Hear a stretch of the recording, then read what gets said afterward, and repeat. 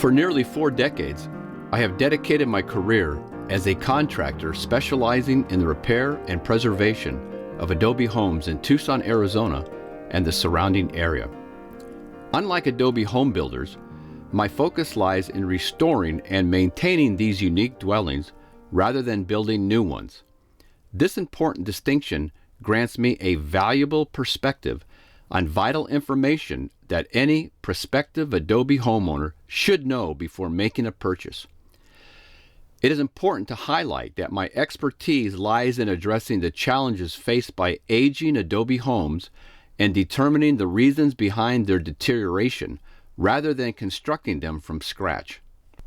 I gained a far different perspective when I witnessed the deterioration of these adobe homes long after the initial excitement of owning a brand new, sometimes custom-built residence had faded away. The allure and glamour were replaced by the reality of decay, and that's when I would receive the distress calls for repairs. If someone were to ask me, "Roy, would you ever consider buying an adobe home?" my response would be, "It depends." Interestingly enough, I did purchase an adobe home myself, a burn adobe, and resided in it for approximately 5 years. However, when the financial collapse of 2008 struck, I needed to sell it. Like countless others, the economic downturn had a significant impact on me and my small business, necessitating the sale of the property. Now, let's shift our focus to an adobe home that I believe serves as a prime example of what not to build. As a consultant for people facing issues with their adobe homes, I've come across various construction pitfalls and challenges. Oftentimes, it's more beneficial for individuals to witness firsthand the wrong way something is built rather than just looking at pictures of perfectly constructed houses. By examining the flaws and mistakes in this particular adobe home, you will gain valuable insights into what to avoid when building or planning on purchasing your own adobe property. It's through these cautionary tales where you can truly grasp the importance of proper construction techniques, material choices, and maintenance practices. By understanding what not to do, you can better create adobe structures that are not only visually appealing, but also structurally sound, durable, and perhaps most importantly, as maintenance-free as possible.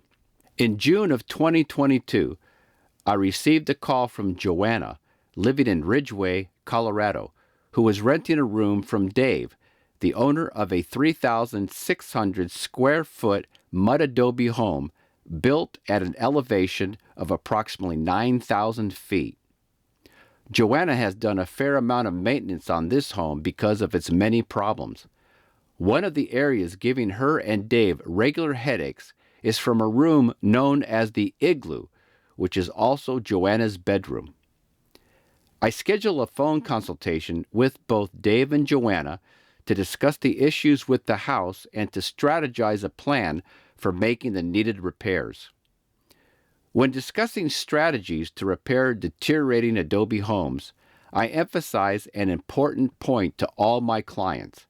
The chief goal at the end of our consultation is not necessarily to rush headlong into purchasing tools and materials and immediately start repairing their damaged homes.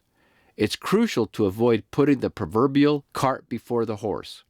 Instead, the top priority is understanding why their adobe home is experiencing deterioration in the first place and identifying the specific factors responsible for the damage. Undertaking most adobe repairs can be costly and time-consuming, so it's unwise to hastily spend a significant amount of time and money on repairing a home only to have the same area deteriorate further the next time it rains. Such an approach does not demonstrate wisdom or a prudent use of resources. This video aims to assist current and prospective adobe homeowners in their search for these distinctive homes.